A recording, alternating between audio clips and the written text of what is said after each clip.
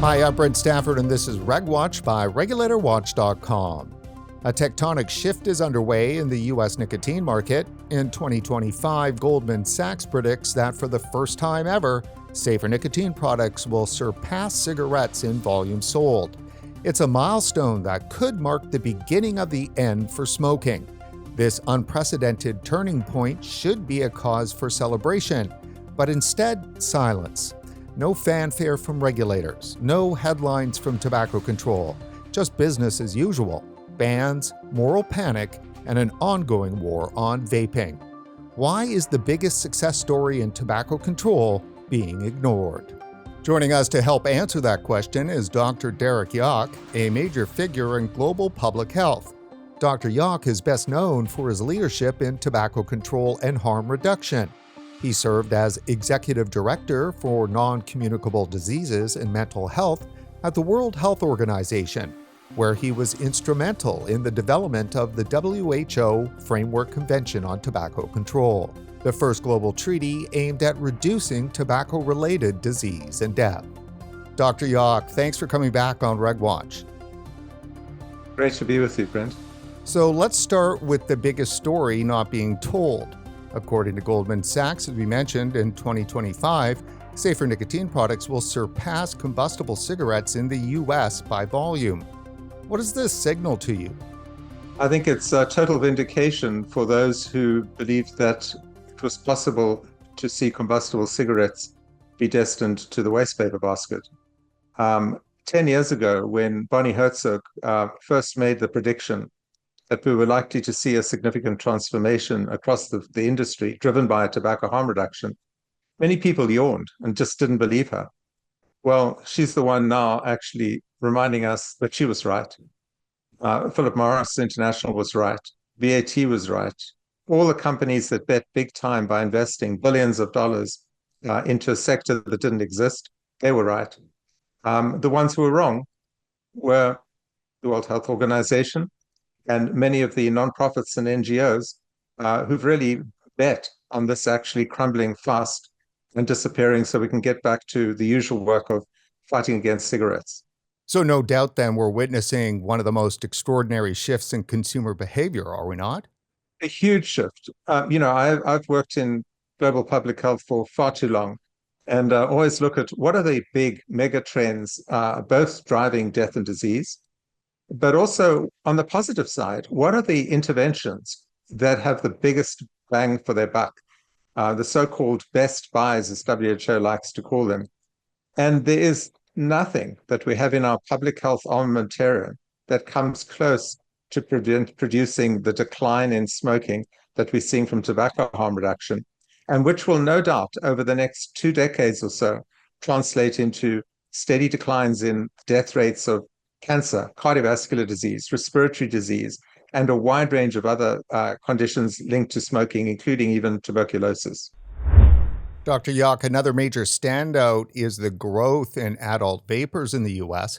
According to Altria's 2025 Q1 earnings report, and quote, in 2024, there were 18 million vapers in the U.S. Today, that number is 20.5 million, with 14.5 million using disposables, which most are illicit, but we'll get to that in a second. So, Dr. Yach, I mean, obviously this shift, it's a blow to tobacco control, isn't it? Well, I think we've got to be cautious about labeling everybody in tobacco control as being opposed to tobacco harm reduction. I was privileged to be part of the latest e-cigarette summit in Washington recently.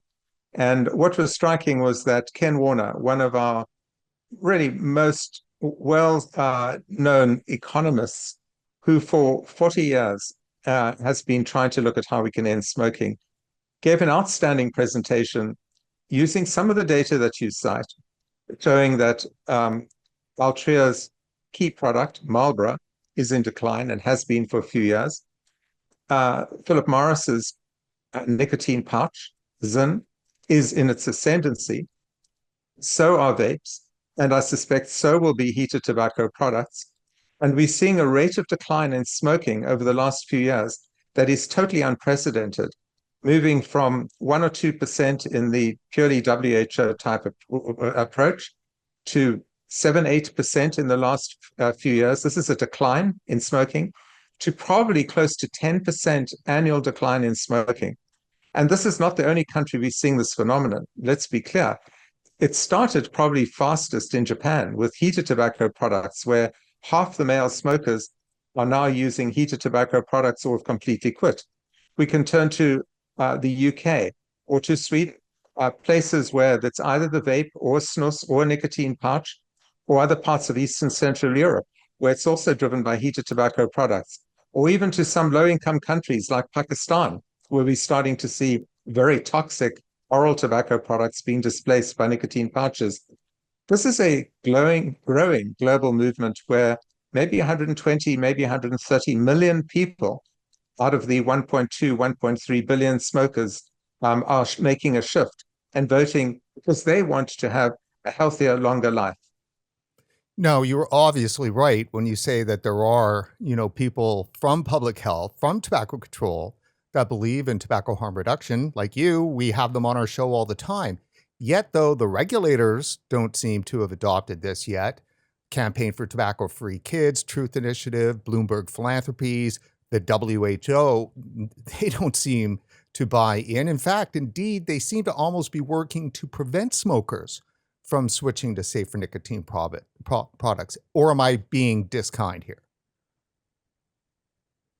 I think in general, you're being pretty accurate. And unfortunately, the World Health Organization is celebrating 20 years since the Framework Convention on Tobacco Control came into force by doubling down on bans and prohibitions, which could actually have meant that by now we would have already seen the 1.3 billion tobacco smokers in decline and the 8.5 million deaths starting to reduce.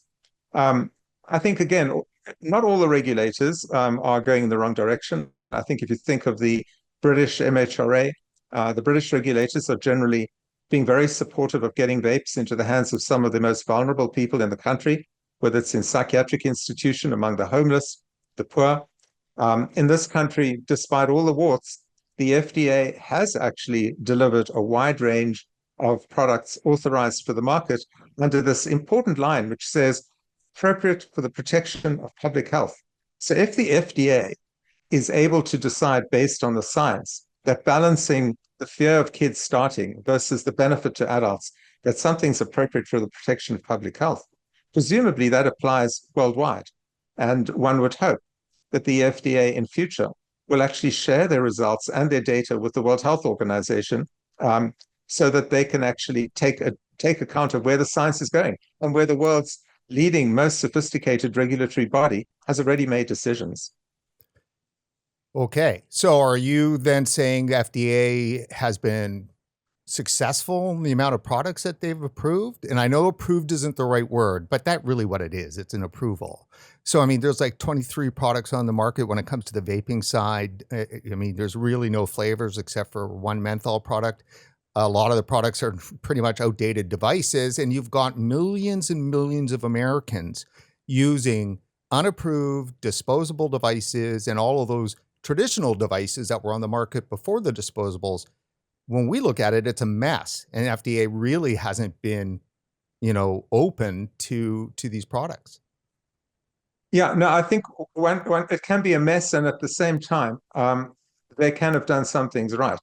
And the fact that they've been stunningly slow, that virtually a tiny fraction of what should be on the market isn't on the market, is really a huge indictment against the way they approach their work. And I think of all the things I've heard spoken about under the current administration, I would hope that they will adopt an AI-driven approach to actually accelerate dramatically the authorization of products which are basically very similar to each other and don't need to go through the incredibly expensive, costly oversight. We need to make sure that products aren't released onto the market that are unsafe, and that's pretty easy to judge, that are not explicitly targeting youth. And many of the approaches we now have to control youth access have been standardized. And the enforcement of this needs to be very strong. But what we also need from the FDA is a change in their tone about the risks and the dangers of nicotine, and the benefits or risks of these products. These products as a set of categories really represent the fastest way we're going to be able to bring down the smoking rates. And again, at the e-cigarette summit, there was an update by the folk from the Cochrane Collaborating Center reminding us that today the evidence on vapes is very clear. It represents the fastest way, the most effective way to quit smoking. It's obviously stunningly safer than a cigarette, and there is no gateway to harmful products associated with it. So when these sort of bodies start putting out those statements, it's about time they became part of the regulatory norm of all countries, and obviously WHO as well.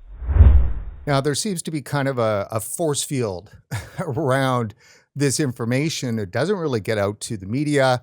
They've got one belief that nicotine is as harmful or even more harmful, like vaping nicotine is as harmful or more harmful than smoking. Let me ask you, so obviously there's big tobacco and that's a boogeyman and that's, part of this force field, but really the force field comes down to save the children. And everywhere it kind of always comes down to that. It feels like that those in tobacco control that put children first, that they're willing to throw adult smokers under the bus in order to save the children. You've got a particular, very special understanding of this. Why don't you start walking our audience through what we know about what you termed the kidification of tobacco control? Yeah, no, Brent, I think as I've shared with you, I was very lucky to be in a room in the White House, one of the White House buildings in the late 1990s. Also present in the room was Senator Dick Durbin, Senator Susan Collins, Bill Novelli, about to become the head of what was about to be created, the Campaign for Tobacco-Free Kids, and Stephen Schroeder, the then president of the Robert Wood Johnson Foundation. And I was there representing WHO, leading the start of what was going to become the Framework Convention.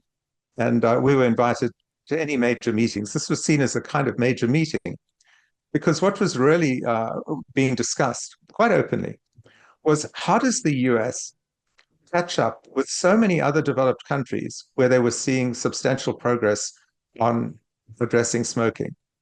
And at the time, the major ways we were seeing progress was driven by rising rates of national excise tax, which was very difficult to do in the US for many reasons.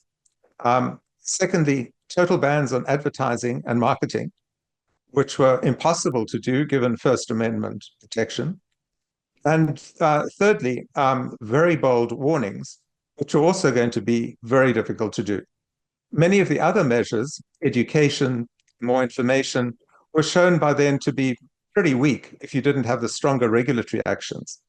And so there was a strategic thought that if we can make this about the kids and focus on the kids, many of the concerns about First Amendment protection would be weakened or potentially fall away. If we say that the goal of tobacco control in the US, it's not really about the adults. We don't want to interfere with their rights and their choices and their individual freedoms. We want to simply protect children, which is a really hallowed, strong value in all societies. But if you could whip it up to actually be something that becomes almost a crusade, you would land up having a good approach forward. And that was when the decision was probably being made by the Robert Wood Johnson Foundation to give many hundreds of millions of dollars to create the Campaign for Tobacco-Free Kids. And I can remember sitting in the room, coming from South Africa at the time before I went to WHO, and knowing that this would raise many concerns. Because the first concern I had was that an over-focus on kids would neglect the immediate beneficiaries, people with adult smokers, particularly adult smokers in their 30s and 40s, who may be smoking a pack a day, who are at imminent risk of cardiovascular disease, cancer, chronic respiratory disease, tuberculosis if they are in developing countries. The nonprofits, the American Cancer Society, the American Heart Association, many of those associated with diseases were really on the foreground at that point of tobacco control in the US. Would they actually be pushed back into the shadows if it was primarily about kids? And over time, I saw that's really what I think happened. The money, the resourcing of the campaign meant that they had huge amounts of resources to focus on kids. That was their mandate. And they did it very well and very, very professionally. I can remember at some point saying to Matt Myers, who took over from Bill Novelli, would you consider your work done if there were no kids smoking? And at the time, vaping was picking up and vaping. And he'd say, yes. And I said, but what happens if kids who generally must experiment to actually become full adults were merely turning to alcohol or marijuana or a wide range of other products, and that you'd cut off one set of psychoactive pleasures only to open the door on others, and maybe they'd be worse off? And the answer then was, that's not our brief. Our goal is simply to address the tobacco use of kids. I didn't have a chance to go further and say, well, what is the cost in terms of adults of an overfocus on kids? But I didn't have to wait long to get the answer, because when we had that extraordinary period when Scott Gottlieb and Mitch Zeller in 2017 wrote what I think is still the finest summary of where we need to go in terms of tobacco control, talking about the fact that we've got to close down the on-ramp into smoking, which they were talking about, let's not have kids start smoking or vaping, but let's make the off-ramp easier and more accessible to the adult smokers so that it would really save lives in the short and medium term. That referred to increasing tobacco harm reduction products, improving the quality of cessation products. We did very well on the on-ramp, and we've done terribly still on the off-ramp. Proof of that also came out of the e-cigarette summit, where I hate to quote my good friend too much, but Ken Warner, he sits at the heart of all this, gave us some very powerful data showing that over the last few years in the US, there has been a stunning decline in smoking, as we said, and increased use of harm reduction, but it's been particularly among younger populations. So you'd find that the under 29s have the sharpest increase in the non-combustible category, the sharpest decline in cigarettes. The 30 to 39, somewhere intermediate, but by the time you get to 50, you start seeing a slowdown or no change at all, suggesting that the uptake of these products has still to actually penetrate and reach people where the potential benefit in the shortest term, in terms of their risks of cardiovascular disease, cancer, and so on, has yet to be achieved. And I think that was a powerful bit of message, saying it's a mixed bag of success. We are slowing down the epidemic for the kids of the future. Benefit will be felt maybe in 40, 50 years' time, but we're not doing too well among the people who are maybe 45 years old plus, where we would see a benefit now, and we would see it within 20 years. Do you see a future in the US where recreational nicotine is okay? Because consider this, of course, there is recreational nicotine already in the US. It's just in a delivery system that kills you. So it's not a matter of whether nicotine is legal. It is. It's sold at every store. Well, as you say, it is being used. Traders on Wall Street are using it because they know it gives them an intellectual buzz and they're able to make sharper decisions better. There's a substantive groups of studies out there looking at the use of nicotine as preventing or reducing the impacts of Parkinson's disease. There are a wide range of studies here and around the world, which we've known about, by the way, some of them for 50 years, showing that while there's a concern about nicotine on the growing brain, that's one of the arguments used against kids smoking, which is pretty dubious, people have greater consensus that nicotine is beneficial for the aging brain. And the aging brain is increasingly becoming a cause of great concern, both for the individuals, but also for the costs of society of dealing with many of these chronic cognitive issues and neuropsychological issues. So do I think that we will eventually recognize this and do something about it? Yes, absolutely. And I can see that even in the sphere of the interesting podcasts and influencers, people like Peter Attia, one of the great longevity people, or Huberman, one of the most famous podcasters, or many of the other people, Joe Rogan on his podcast, we're hearing discussion around the benefits of nicotine, clean nicotine, not in the version of a cigarette or a cigar. And we're starting to see many of the influencers, whether we like them or not, talking about the benefits not necessarily based on the highest quality science, but are based on thousands of people lived experience. And that eventually is going to drive us to recognize that we have been very prudish about the way we approach nicotine. Let's go back many decades and think how we approached caffeine. Almost the same kind of arguments. We were concerned, I can remember in my school years, we were not allowed to have coffee as kids at school. That was regarded as not good for the children's brain and potentially a risk for cardiovascular disease. And it could lead us into a lifelong of wanting coffee. Well, now I got into that lifelong of coffee, and it's now the most used performance enhancing product. It doesn't require a specific license. The downside effects have shown never to be as worrying as people laid them out to be, and are probably as mild as what we'll see with nicotine, except it may be that nicotine will have even a better effect on your psychomotor, your neurological effects, whereas caffeine seems to have a broader effect on overall physical performance. So, but why can't we have the discussion? I asked people, and I won't name people, but I even asked one of the scientists at the e-cigarette summit the other day. So he's a world expert on nicotine. So tell me your assessment of the benefits of nicotine for Parkinson's or memory retention for the aging brain. Well, we're not quite sure. The evidence isn't strong enough, because his funders will freak out if he says clearly, at this stage, the evidence is getting stronger by the year. It clearly is going to be beneficial for the aging brain with very few downsides. And there are probably some short-term benefits as well. Let's turn back, Dr. Yach, to this story around the development of Campaign for Tobacco-Free Kids. I'd like you to share with our audience a bit more information about Bill Novelli, because he was massive when it came to global public relations. I know the firm as Porter Novelli. I worked for Gray Advertising for several years in New York in the early 2000s, and I understand the power of a marketing message. And when you take a look at kind of the totality coming out of the US tobacco control space, definitely over the last 10 years around this nicotine and vaping issue, it has been highly sophisticated marketing. Yeah, look, I think he's an extremely talented, I think he's a serious, committed person, committed to social causes. So I would no way want to denigrate or pass any aspersions on him.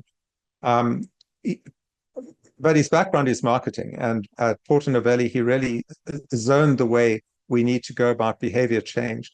And he applied that in his view, and I think partly absolutely correctly, to try and get kids to stop smoking. The negative effect of that on adults, and potentially as the vaping issue started coming up, killing off vaping for kids by destroying the prospect of adults having access is not something that I think he would have gone along with.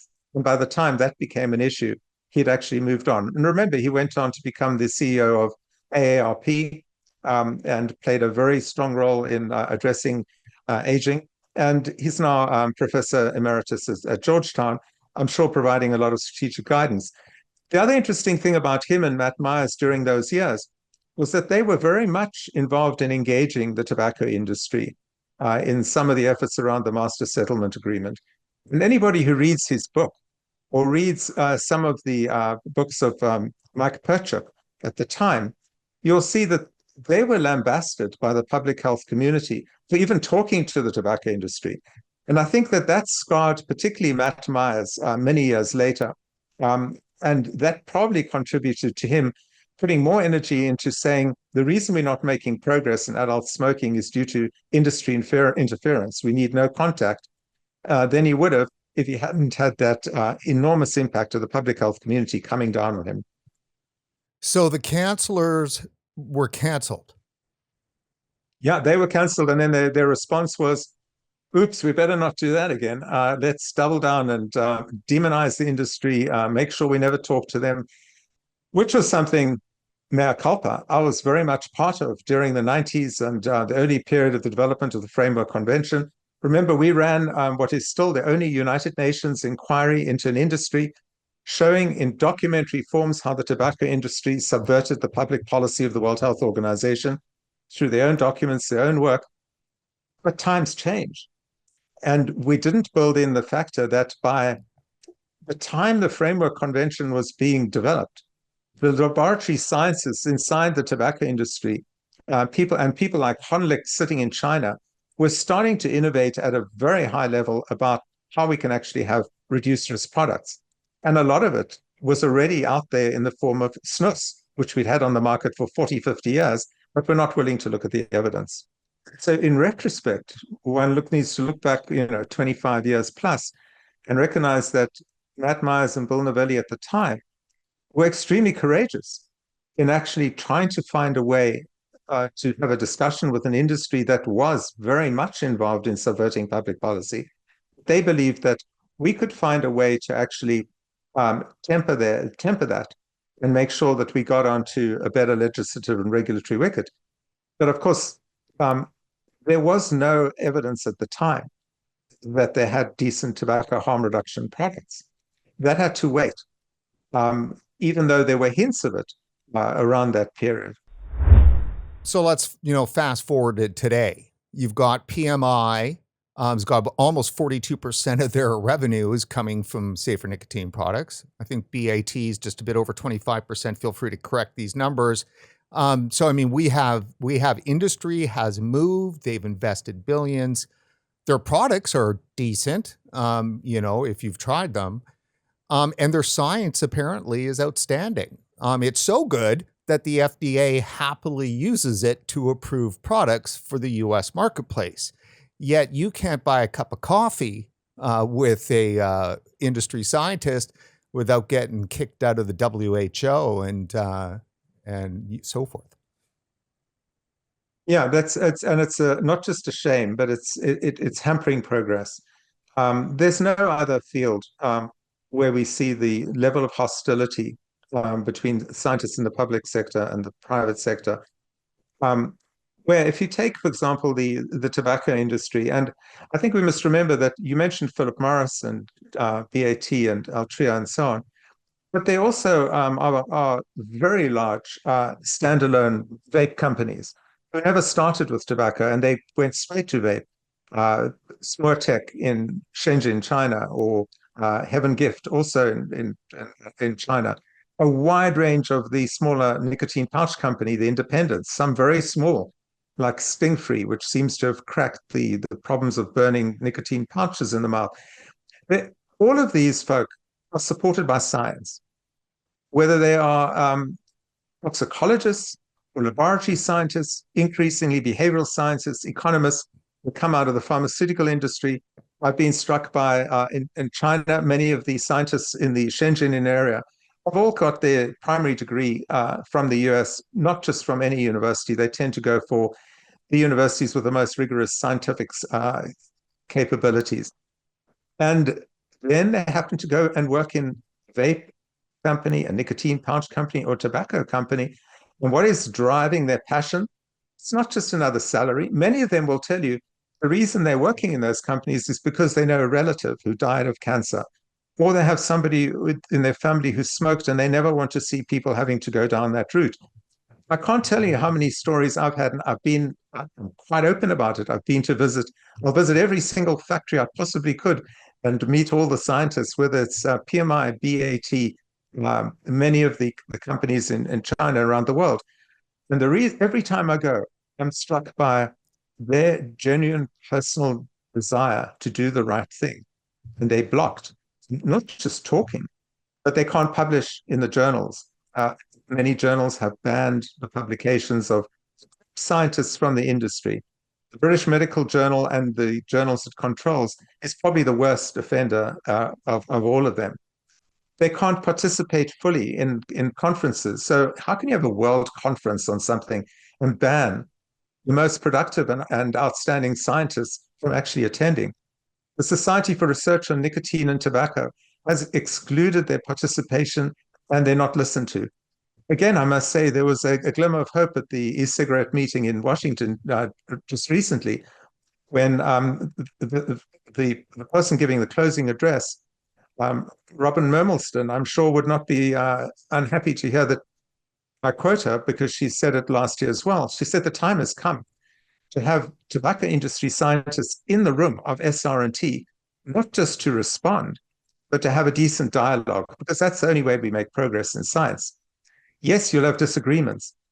As a hardcore epidemiologist, I, like so many other of my colleagues, have been trained to make sure that what matters more than anything is the methods used in the study. The rigor of the methods matters.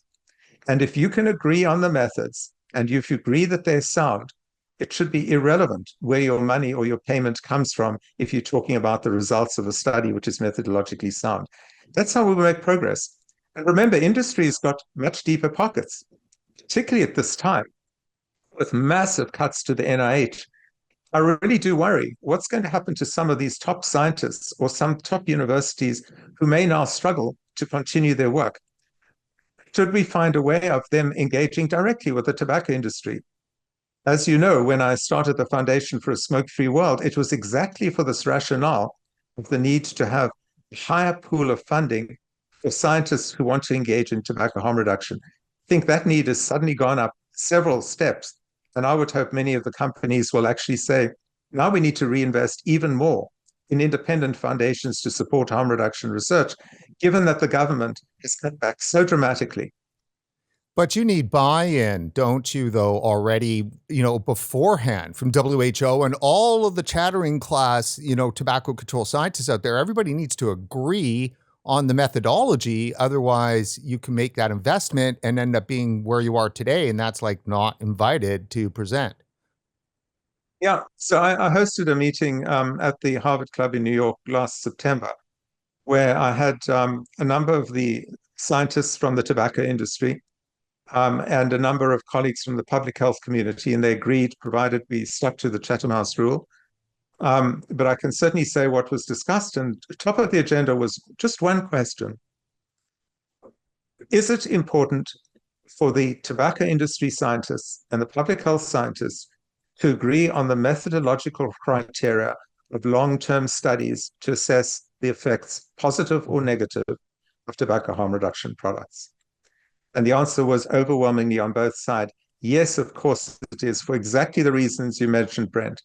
If there can be agreement on the methods, and first of all, it doesn't undermine anybody's independence because they're not taking part in the study. Industry will do their studies, public sector can do theirs, but they agree on a common framework. They agree on what the methodological rigor should be, which means that after investing millions in some of these studies, which is what it will cost, they won't then be able to walk away when the results come out and say, your methods were bum, we don't like the study. They'll be committed. If the methods are sound, to whatever the results are, good or bad, positive or negative.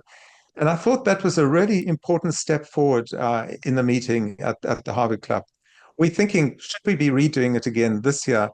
And I got a sense from the e-cigarette summit that the openness on the public health side has dramatically increased. Now, it could be that partly the funding reality is focusing a mind a little bit more, but I think it's more than that.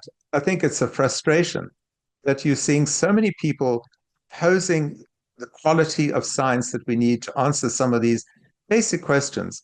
And there are not that many huge questions still to be resolved. To me, some of the biggest ones that we still need to get clarity on are the questions of long-term risks, but they don't need to take a long time. That's the other point. By using more sophisticated biomarkers, we're able to get answers in a much shorter time. Secondly, how do we reach the tough, hard to reach, older, heavier smokers, or the people who are homeless, or in prisons, or in institutions who we're not currently reaching? And there'll be a range of other related questions.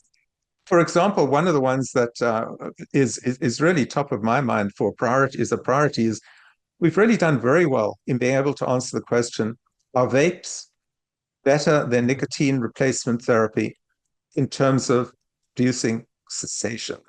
Not switching, cessation. And we know the answer is yes, twice as effective. So then the question is, what about nicotine pouches and heated tobacco products?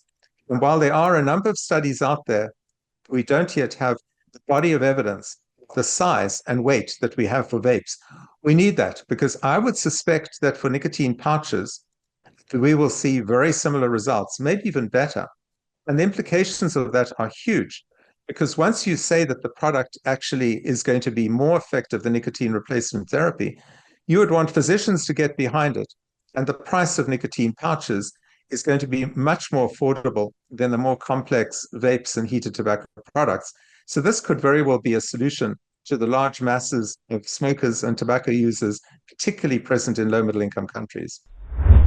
So let's bring this back to the big news. That is this massive shift, because doesn't that almost negate everything else? I mean, like the scientists, the tobacco controllers that are offside, I mean, regulators, I mean, doesn't everybody kind of get dragged along when it comes to something like 20.5 million Americans switching to safer nicotine products overtaking combustible sales in the United States? I mean, this is crazy.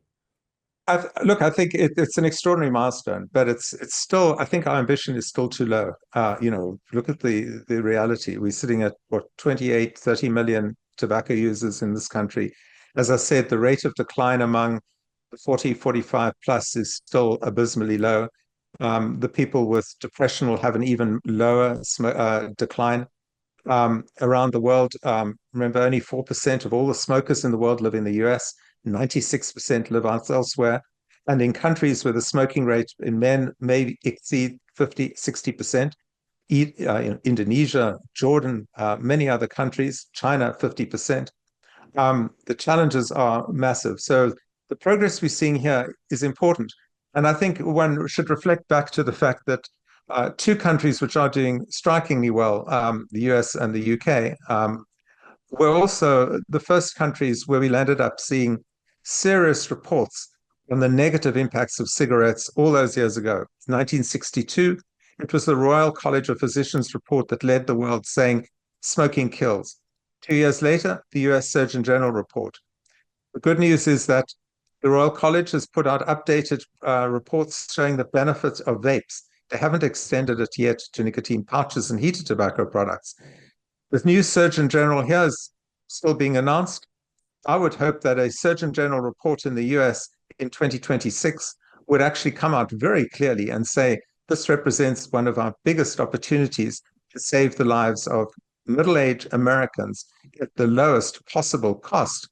Let's get these products out there fast.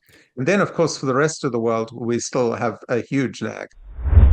Dr. Yach, one of the things that fascinates me is that in the 10 years that we've been covering this issue, almost nobody discusses the smokers that have successfully quit using nicotine vaping, and they're still vaping, and their plan is to continue vaping. And so what about them? Like bans, restrictions, flavor ban, all these things. I mean, so are we planning on yanking nicotine vaping devices out of the hands of tens of millions of Americans, or are we going to support them with products and innovation and so forth?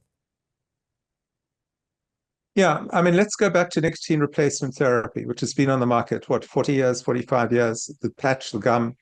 And many people have used it for 3 decades, even though officially the FDA initially said, much shorter periods, a couple of months and then a few months and whatever.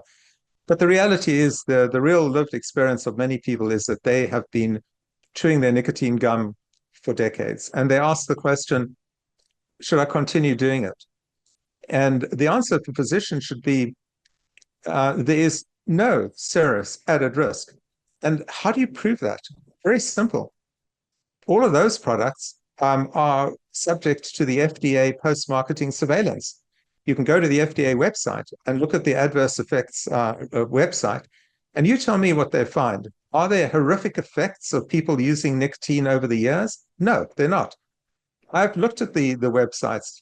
Go to the British, I think it's called the Yellow Page or something like that for the MHRA, where they also, by law, once a product appears as a legitimate pharmaceutical NRT product on the market, all side effects get logged. Well, there's nothing much there. Yes, there's a bit of occasional nausea, maybe a bit of a heart tremor here in somebody who had heart disease anyway. But given that we've had 40 years of millions of people using NRTs, what are we going to expect from the vape user using it for 30 years? Very little, very little. There are some added concerns, I would say, which will not occur in the pouches. Mainly that depending on how the coil issues are solved, there still is an excess of heavy metals which needs to be dealt with. That could be an issue over the very long term. And there may be a residual effect for some people in the lung. But again, we don't yet know that the level of severity is going to be substantially less than the serious likelihood of COPD, lung cancer, many of the other conditions. What do we do about all the disposables in the US? I guess we dispose of them. Look. I think that that moves us into the environmental area more swiftly. And the first problem in the US is that there's no culture of recyclability and biodegradability. Very few places in the US, I would suspect, even dispose of their Nespresso capsules properly, even though Nespresso will take them all back if you put them in the mail to them. Well, who's doing that? I don't think too many people. Whereas if you go to Europe, whether it's Switzerland, Northern Europe, particularly, increasingly the UK, if you go to even parts of China, Singapore, Hong Kong, recyclability is built into the culture. And I think that for us to succeed in having a more environmentally sustainable approach, which is basically going to be either recycle it, biodegrade it, or get rid of some of the worst types of disposables, I think that's going to take a while. But the innovation I'm seeing coming out suggests that you will probably be able to go the recyclable route for many of the products, with the batteries being one of the toughest issues to deal with. Now, I think it speaks volumes that I ask you about all of this, all of the disposables in the US, and you come straight on the environmental side when almost 9 out of 10 people will be, oh, we got to save the kids. You know, it's like, we've got to pull those flavors, the evil disposables, and so forth. Well, I mean, look at all the stuff that they have on the food shelves out there, and all the Alka Pops that we're starting to see out there. And I think if you look at the disposable consumer goods market generally, and how so much of that is harmful for human health, I think the vape probably would fall into one of the smaller categories. So what's your advice for Commissioner McCary and McCary, and what's your advice for tobacco control in general in the US? Well, I think my colleagues, again at the e-cigarette summit, I think they lay it out very well. Stick to public health principles. I don't see any reason why you want to denigrate whole nations like China the way they are, given the fact that the source of most of the component parts of vapes and nicotine and heated tobacco products in the leading brands are also from China. They just make a lot of products far better and far higher quality than the US can, and maybe the tariffs will change that, I don't know. My main advice would be the role of the FDA is to give an assurance to the public that the products on the shelves are the safest, the healthiest products that we can have. And in the case of the vape and nicotine pouch and heated tobacco categories, I'm pretty convinced that they could take a far faster approach by looking at categories and looking for signals of what truly makes a product safe or unsafe. That means having decent product standards that actually focus primarily on the safety of the product in human use. And as I said earlier, address the youth access issues in a pragmatic way. And there are thousands of ways one can do this. And for the rest, make sure that the messages you're sending about getting people on the off-ramp is as strong as it has been for the last many years on stopping kids getting onto the on-ramp. The problem is going to be obviously resourcing. And that's where I do believe, as a bullish person about the power of AI, the use of AI in general in tobacco control is at the rudimentary stage. From the manufacturing side, it's very advanced.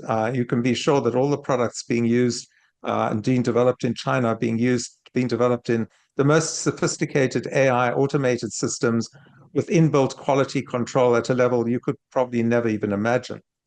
The second step is when it gets to the regulator. And we've already seen them starting to talking about applying AI algorithms to accelerate the review process for new pharmaceutical products, and I'm sure it'll be for medical devices, and why would it not be for this whole category? They could clear this huge benchmark of all these things sitting on the shelves within a few months if they were to deploy decent AI systems. There's very little question. But then AI even has a greater impact. The post-marketing surveillance systems could actually be dramatically improved so that we have a better in-time assessment of, are we seeing any untoward effects? When I was at the Foundation for a Smoke-Free World, now Global Action Against Tobacco, we worked with some groups on the cutting edge of AI and digital approaches to looking at signals on any social media about symptoms that could potentially be linked to a vape or heated tobacco product. And that meant that in real time, you'd be able to see what is the chatter about somebody saying, I've got a lung infection, or I've got some funny thing in my lung, and I'm using this particular type of vape. The ability to investigate that fast and at scale is something that we've never had before. And building those systems is something the FDA should be leading and requiring all companies to support through the kind of fees they're doing. So there's many pragmatic things. And the last thing I'd say that they could be doing, again, there's an AI component.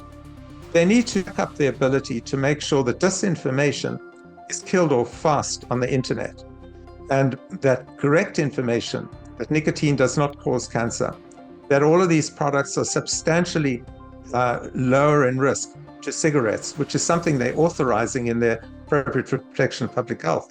Those principles need to be built into the way they actually police and monitor what is said on the internet.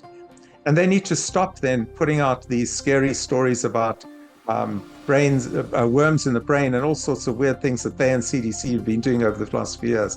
In fact, there's very little reason to believe that FDA should be actively involved in the process of communicating anything other than the strength of the science, the assurance to the public of safety, and the benefits to public health, people using these products.